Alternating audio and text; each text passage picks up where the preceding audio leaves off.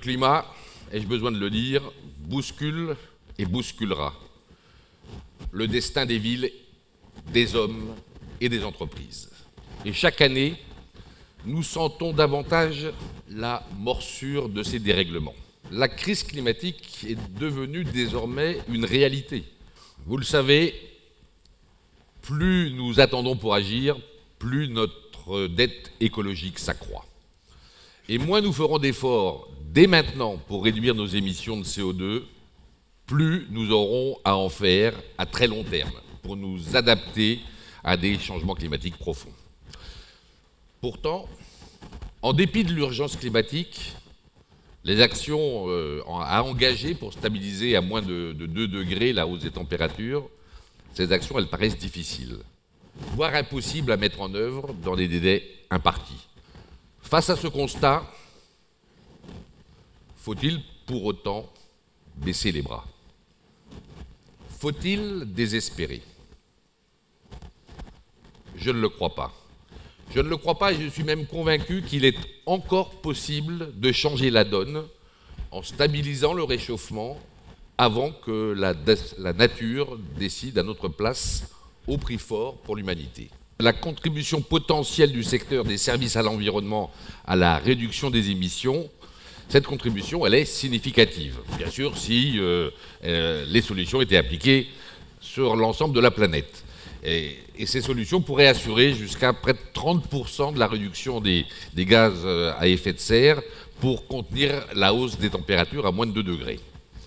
Nous nous sommes concentrés sur 2 questions. Qu'est-il possible, à la fois possible et réaliste, de mettre en œuvre sur le court terme, sur le moyen terme ou bien sur le long terme? Et la deuxième question, pour quel impact?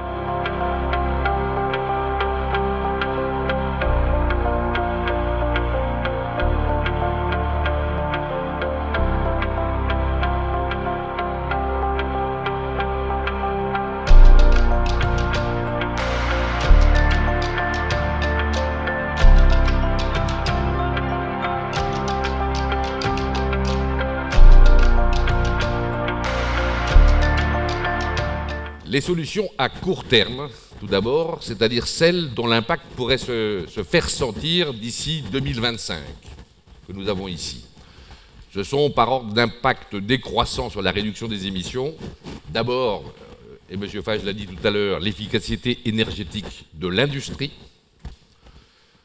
Ensuite, le développement de la cogénération, la valorisation des déchets organiques, l'incinération des déchets non recyclables, l'augmentation du rendement des réseaux d'eau potable, ainsi que, pour ce qui est des mesures d'adaptation, le dessalement de l'eau de mer.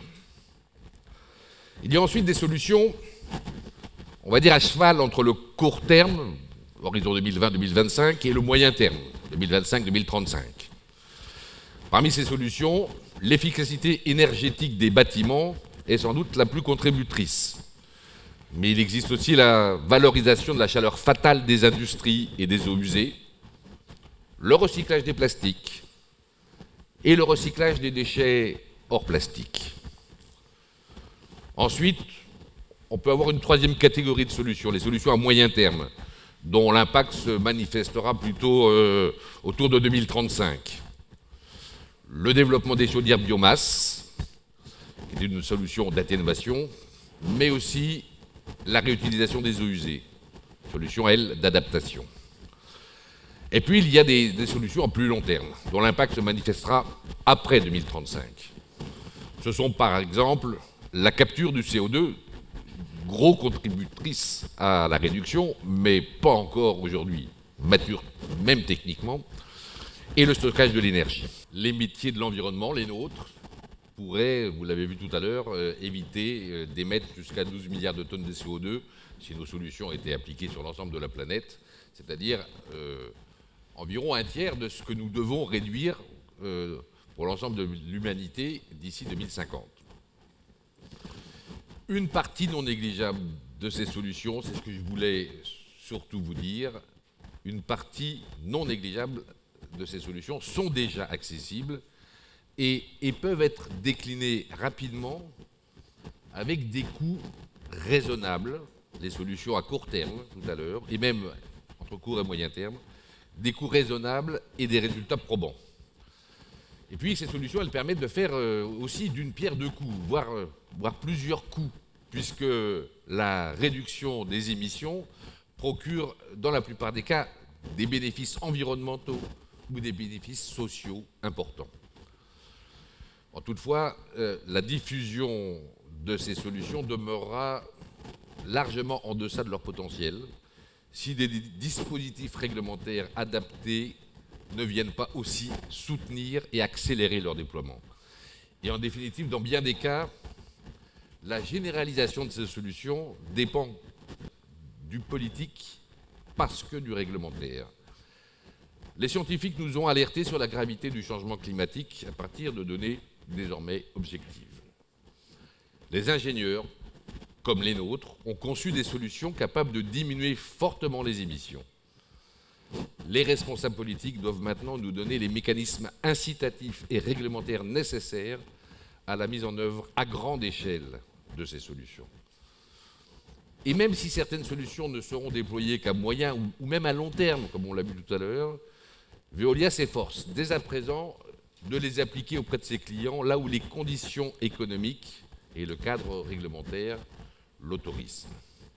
Pour être acceptée, une transition doit être bénéfique pour l'environnement, mais aussi socialement juste et perçue comme telle. Et nous ne pourrons pas réussir la transition énergétique en négligeant son volet social. On le voit dans notre pays d'ailleurs depuis quelques mois. Il en va de même pour toute activité économique. Pour être acceptée, une activité économique doit aussi être juste et écologique et perçue comme telle par ses parties prenantes. En définitive, une entreprise utile, n'est-ce pas aussi une entreprise qui, face à la démesure des défis de l'humanité, en particulier celui du climat, ne baisse pas les bras et pense encore possible de relever les défis? C'est en tout cas notre conviction chez Veolia. J'espère vous l'avoir fait partager.